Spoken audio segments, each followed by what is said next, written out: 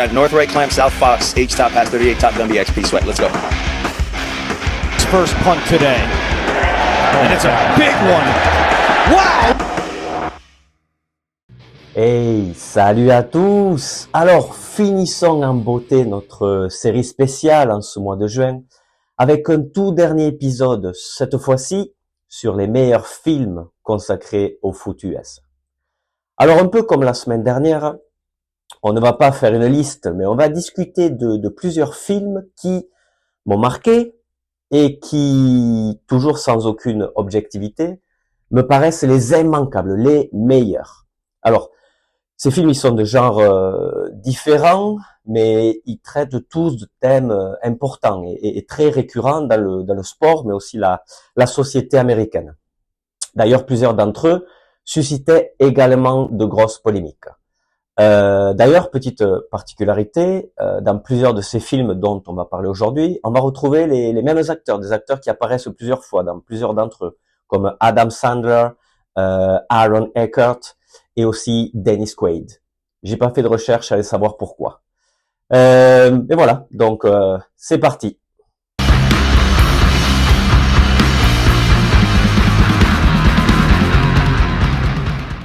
Alors commençons avec Remember the Titans, c'est le titre original. Le titre français, c'est Le plus beau des combats. C'est un magnifique film avec le toujours excellent Denzel Washington. Le thème principal du film, c'était forcément le racisme, plus précisément la lutte contre le racisme et la discrimination, la ségrégation, dans les années 70, dans une petite ville de Virginie, de l'État de Virginie. L'intégration d'élèves, de personnel noir dans un lycée où la grande majorité est blanche, cette intégration, ça déclenche forcément des tensions, des conflits, et ça reflète simplement les divisions sociales de l'époque, l'état de la société. L'entraîneur de l'équipe de football américain, un certain Bill Yost, qui est blanc, il va devoir travailler sous la supervision d'un homme noir, d'un afro-américain, Herman Boone. Et les deux hommes, ils apprennent peu à peu à se respecter, ils vont inculquer les valeurs de respect, de fraternité à leurs joueurs, utilisant le football pour rapprocher les deux communautés. Un super film, je le recommande. Un autre film, c'est The Blind Side. Alors, c'est inspiré du livre de Michael Lewis, qui était publié en 2006. En fait, c'est une histoire vraie, c'est basé sur une histoire vraie, celle de Michael Oher. Un joueur de foot US donc, et lui surmontait de nombreux obstacles dans sa vie pour réaliser son rêve de jouer à NFL.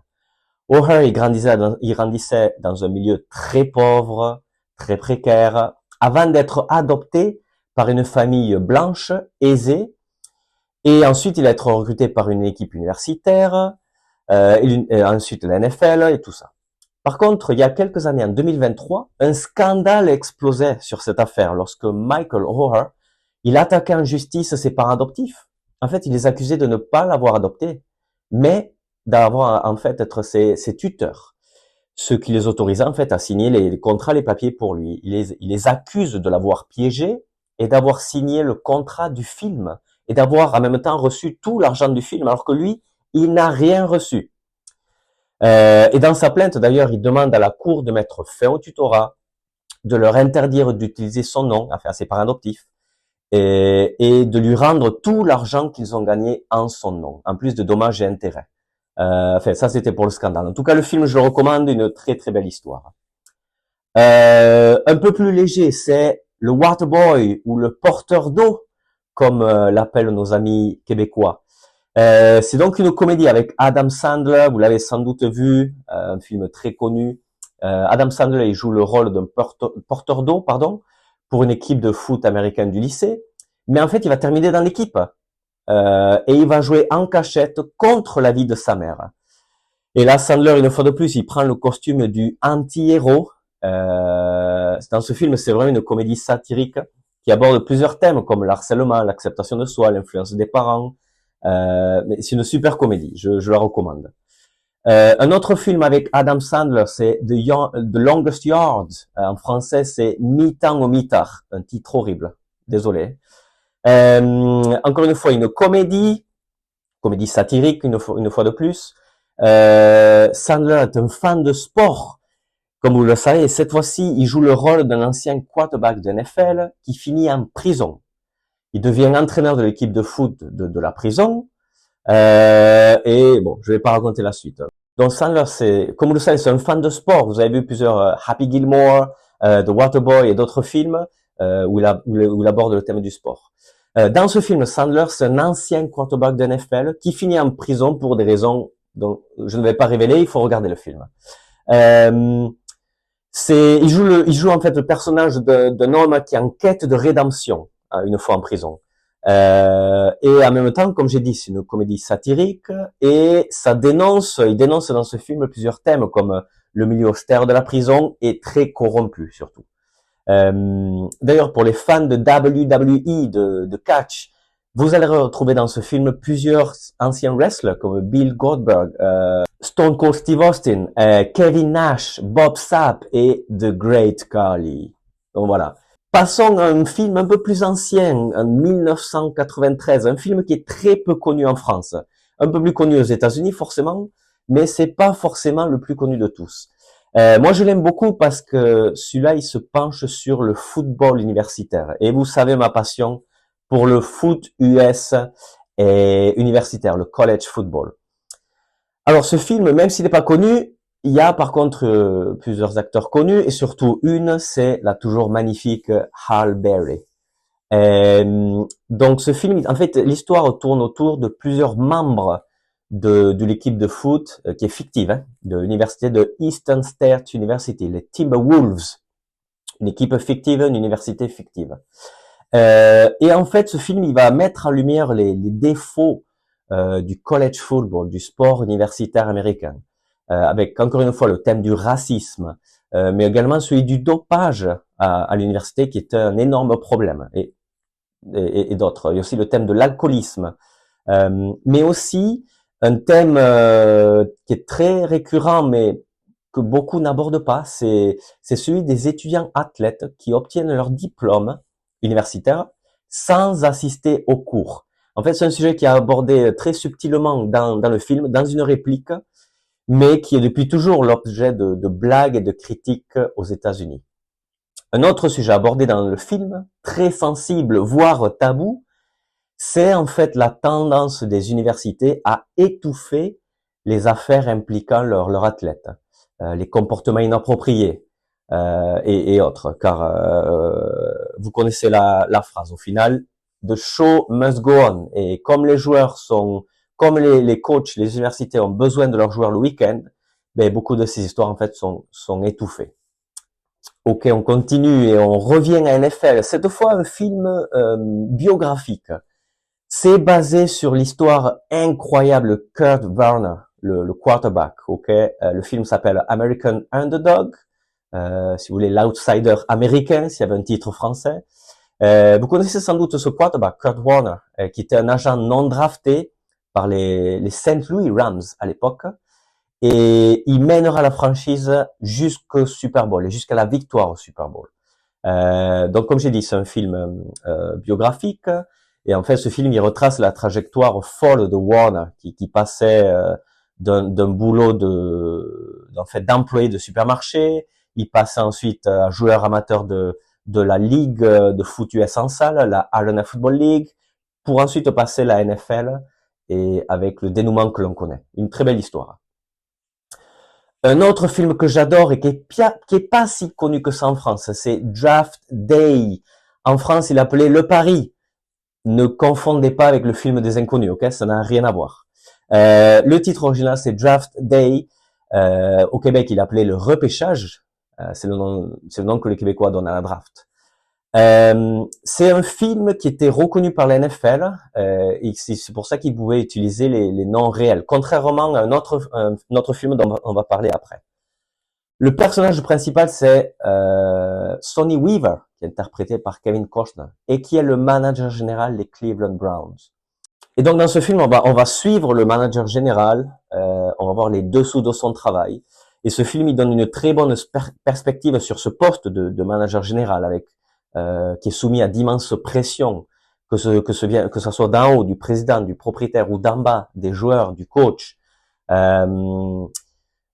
souvenez-vous qu'à NFL, le poste de manager général est extrêmement important. C'est celui qui construit l'effectif, qui peut virer l'entraîneur, qui coupe les joueurs. C'est un poste super important. Un peu comme directeur sportif de notre football, mais encore plus de pouvoir et responsabilité.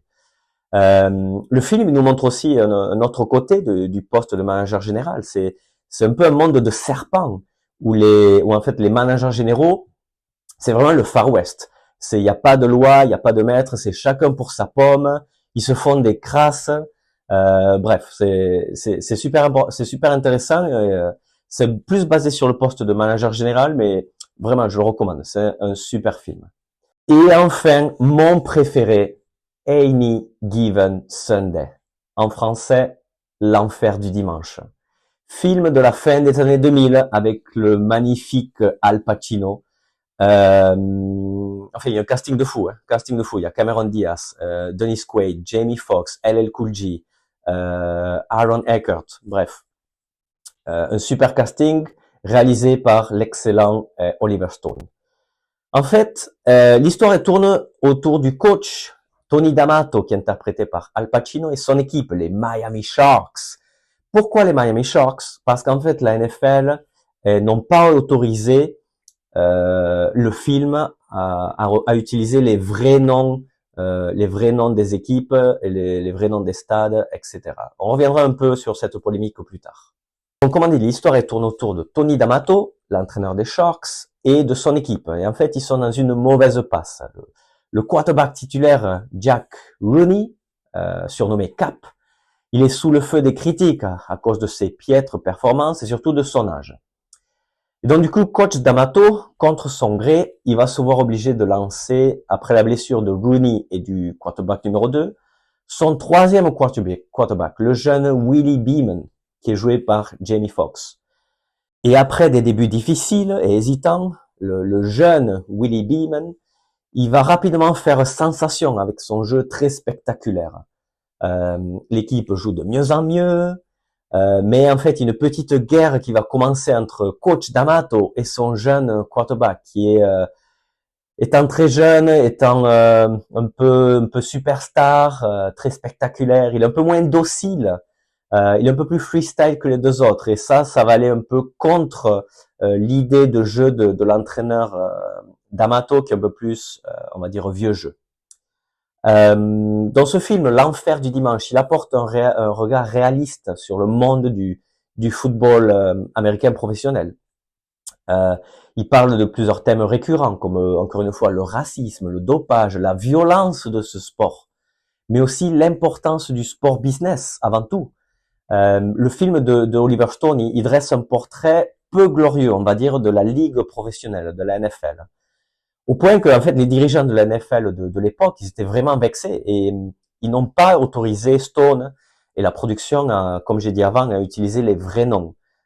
Et la NFL a essayé de freiner ses joueurs, de les convaincre de ne pas participer au film, parce qu'ils étaient vraiment contre l'image que le film représentait de la NFL. Donc aujourd'hui, bon, il y a plus de 25 ans, 26 ans que ce film est sorti. Les eaux se sont calmées, la NFL accepte un peu plus la critique. Donc voilà. Mais un film, même s'il est un peu daté maintenant, vraiment je le recommande. Pour moi, c'est mon préféré.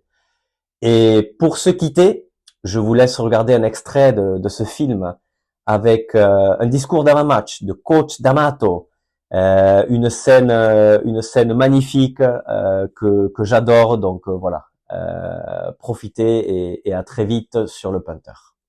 I don't know what to say, really. 3 minutes till the biggest battle of our professional lives. All comes down to today. Either we heal as a team, or we're going to crumble. Inch by inch, play by play, till we're finished. We're in hell right now, gentlemen. Believe me. And we can stay here, get the shit kicked out of us, or we can fight our way back into the light. We can climb out of hell. 1 inch at a time. Now, I can't do it for you. I'm too old. I look around, I see these young faces, and I think, I mean, I made every wrong choice a middle-aged man can make. I pissed away all my money, believe it or not. I chased off anyone who's ever loved me. And lately, I can't even stand the face I see in the mirror. You know, when you get old in life, things get taken from you. I mean, that's part of life. But you only learn that when you start losing stuff. You find out life's this game of inches. So is football. Because in either game, life or football, the margin for error is so small. I mean, 1/2 a step too late or too early, and you don't quite make it. 1/2 second too slow, too fast, you don't quite catch it. The inches we need are everywhere around us. Hell yeah. They're in every break of the game, every minute, every second. On this team, we fight for that inch. On this team, we tear ourselves and everyone else around us to pieces for that inch. We claw with our fingernails for that inch. Because we know when we add up all those inches, that's gonna make the fucking difference between winning and losing. Between living and dying. I'll tell you this, in any fight, it's the guy who's willing to die who's gonna win that inch. And I know if I'm gonna have any life anymore, it's because I'm still willing to fight and die for that inch. Because that's what living is. The 6 inches in front of your face. Now I can't make you do it. You gotta look at the guy next to you. Look into his eyes. Now I think you're gonna see a guy who will go that inch with you. Hell yeah. You're gonna see a guy who will sacrifice himself for this team because he knows when it comes down to it, you're gonna do the same for him. That's a team, gentlemen. Hell yeah. And either we heal now as a team, or we will die as individuals.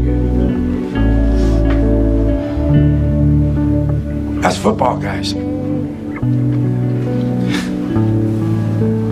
That's all it is. Now, what are you gonna do?